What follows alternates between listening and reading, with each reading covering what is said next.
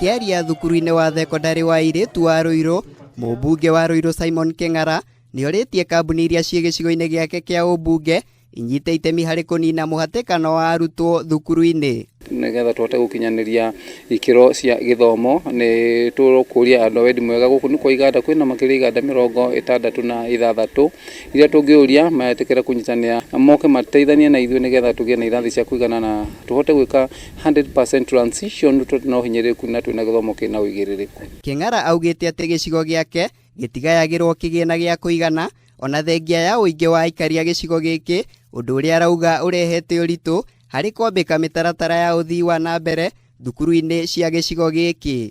Namo mageria ma thukuru ici kuoya ngombo matikoragwo na umithio, kuona thukuru nyingĩ gĩcigo-inĩ gĩkĩ itirĩ na taitũ cia mĩgũnda yao, ona thengia wa mũtongoria wa bũrũri Uhuru Kenyatta gwathana taitũ cia thukuru ciothe irekererio mwaka wa 2015. Kupata wafadhili kule nje itakuwa changamoto sana kupatiwa fedha cha kufanya maendeleo kama huna cheti miliki. Kwa hivyo mwishoni mwa mwaka tutakuwa na cheti miliki kwa hii shule na mazuri mengine. Kũringana na mwarimu mũnene wa thukuru ĩno Sophia Waithĩra, ona thengia wa gũkorwo thukuru ĩno nĩ njerũ ĩna makĩria ma arutwo 500 no ĩndĩ ndĩrĩ na maĩ ma kũigana. Na challenges twĩnacio ta cukuru tondũ ta irathi ti njiganu nĩ ũndũ wa ũrĩa tũkoretwo na 100% transition, ũguo gakora irathi citũ ti enough.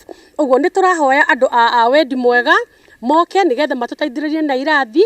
Gĩtũmi kĩngĩ gĩcũngĩrĩirie mũhatĩkano wa arutwo thukuru-inĩ nĩ hamwe na ikinya rĩa thirikari rĩa kwambĩka mĩtaratara ya gũtigĩrĩra arutwo othe arĩa meka kĩgeranio gĩa KCPE nĩ maingĩra thukuru-inĩ cia thekondarĩ.